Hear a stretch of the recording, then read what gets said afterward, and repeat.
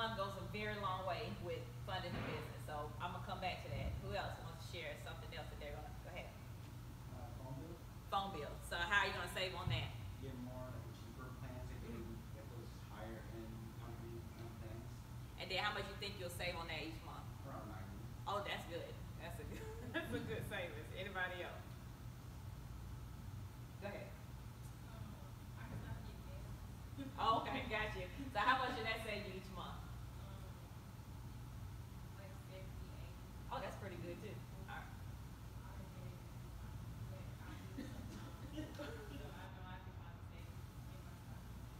Okay, well that's a good amount too. So they gave us 90, 100, 70 to 80. Those are large amounts, and they're only naming one thing. So being able to look at everything that you can. The reason I said that is because people, a lot of times, entrepreneurs have to fund their own business. So I run my business completely debt free. So everything that I do, I pay for it out of pocket. I don't use credit cards, I never have. So when I got to get this book done, that came out of my pocket. But guess what? For the graphic designer who's in Madrid that did this, it was $10. And she designed this whole thing right here, $10. To get it formatted was $60 from somebody else. So this book right here, to write it, probably at the most was $100 to get it published. So $100, she now has a published book that she can sell. While I was speaking yesterday, I got 2 emails ordering 150 books while I was standing here.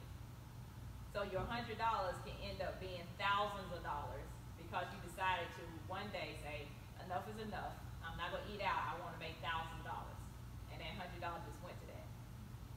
You're going to need funding to get an LLC, which I don't know what it is in Texas. In North Carolina, it's $225. So that's why I said, whatever your business is, see what all the expenses are, and then start figuring out how to cut back on things. So like you said, with his phone, $90 in 2 months, he might have an LLC paid for it, and he got a business because he decided that I'd rather talk a little bit less and get my business off the ground. When I have to go to conferences. Conferences usually can cost $200 up to $1,500 to go. Yeah. So the one that I just came back from was $1,500. Yeah, that $1,500. But my return on investment is $30,000. So I am going to find $1,500 to go to that conference. But there are going to be other conferences within whatever business you want to go into that you need to go to meet clients. I don't care what your business is. Even with hair shows, that's where clients are. Be able to go down to Atlanta, that's one of the biggest ones. Yeah, from Dallas to Atlanta, it's going to run you 250 plus flights. So being able to get the money to do that, you have to cut back in your everyday spending to get that money for it. All right, claim your social media. For those in here that want to have a business or already have a business, you need to claim every social media channel. You need to claim it on Twitter. You need to claim it on Instagram. You need to claim it on TikTok. You need to claim it on Snapchat. You need to claim it on Facebook. And we're going to talk about LinkedIn in a little bit. You even need to claim it on LinkedIn. All right? Doesn't matter what your business is. It needs to be claimed on every social media channel. So what I mean by that is that you have to come up with a name that possibly can be on every one of those channels. If it cannot, you may need to rediscover a new name because you don't want to have to start adding underscores and numbers to your name just to make it on Instagram because people are not going to find you. So make sure that you have a name that people can recognize across all the platforms. So like I said with Sarah Blakely, her company Spanx. It Spanx on Twitter, it Spanx on Instagram, it Spanx everywhere because it's a unique name that nobody took before she came out and trademarked it. So think about that when you're thinking of a name and claiming it on social media. Client discovery. You have to decide who your clients are so that on social media you can actually talk to the right people and then even offline. So although I speak to students majority of the year, you are not exactly my clients. My clients are your directors, assistant directors who hire me. So that's the difference. So tell me somebody who has, outside of the hair shop, anybody else have a business in here? Or a business they want to think about doing?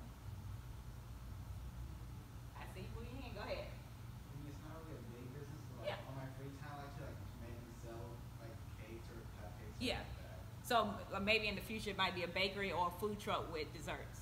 Gotcha. So let's say that it is, so his demographic, it's not going to ever be like kids, because we know kids love sweets. It's going to be their parents. So let's say that he does birthday cakes. He's always going to promote on social media to the demographic of parents 20 to 40. The same thing if he was doing any kind of ads or any kind of marketing, it's always going to be to the parents if he's doing birthday cakes. If he's doing wedding cakes or even small cupcakes, a lot of weddings are doing cupcake towers now. So he'll be going after women 20 to 50 or something that might be in the marrying age that are single. That is what it means to be able to know what your client discovery is. Okay? So, and everybody, like with baking, that is a great business to have because everybody loves eating. All right? So if you decide to do social media, Instagram is going to be your main place because it's just visual. So have you thought of a business name yet? Still working on it. So that's the one thing now is when you're thinking about it, as you're like, let's say you have a list of 10 names that you're considering. Go through social media, through every one of those platforms, especially start with Instagram because that's going to be your main one, and see if it's available, okay? Because that might help you narrow it down because when you get to Instagram, you're like, sweet cupcakes already gone. Like my friend, she's Sinful Sweets. So her name is Centrina, C-Y-N, so it's C-Y-N-F-U-L-L. So nobody's ever going to have that, and it works out great. So understanding your client discovery as well. And then your website. We were talking yesterday about having a place for your business, and even if it's a blog or your author, you need to have your own website. People are not going to pay you money if you don't have a website, not big money, okay? And I tell people this all the time because a lot of people see something on Facebook and they're looking for the actual website and it's not there. How they gonna pay you? Your Cash App? No, nobody's gonna pay you through a Cash App. They're gonna pay you through a website that they can click and say buy now, and that buy now might take them to PayPal, but it's not just Cash App this because you're not gonna get big money that way. It's all about being able to promote professionalism.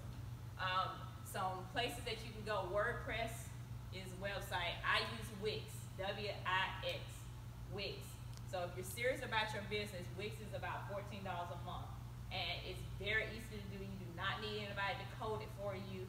You can do it yourself. It's just pulling pictures over, pulling video, and putting the video in there. And pulling over the text and just typing your stuff in there. But it's really beautiful. You just pick your format and it just loads up. But W-I-X, Wix.com is what I use. But there's some, GoDaddy has one, but GoDaddy is really hard to format. I used to have them, and you can't do it yourself. You gotta have somebody that knows what they're doing. But Wix.com is what I use. You need to have your own website where people can find you. And then whenever you get that website, it needs to be in every one of your bios. So your Instagram bio, Facebook, Twitter, LinkedIn, anywhere people find you online, you need to have a link to your website that they can go straight to. Any questions about this slide at all?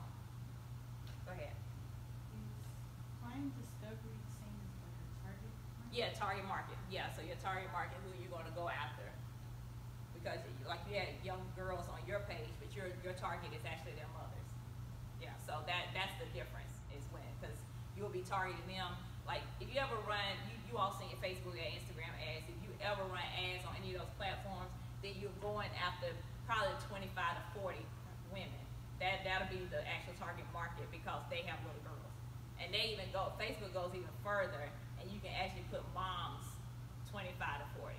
So you know they got kids. Like you're not just tagging people that's 25 to 40, you can go deeper with Facebook ads that way. So that's why it's important to know who they are from the beginning.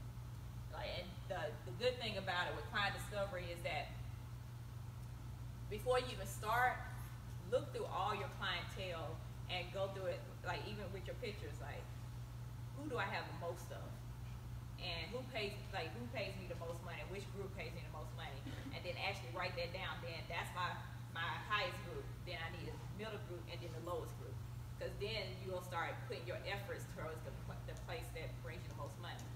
It's called the 80-20 rule. 20% brings you 80% of your money. So that's that big group right there. They are 20%, but they bring you 80% of your money. So that's one thing that you need to discover when you're doing the client discovery, target market, and everything. All right. Any other questions on this screen? Any other questions? All right. So what can you do to make some money? What can you do to make some money? So even if you don't have a business in mind, this paper is all about discovering what you love to do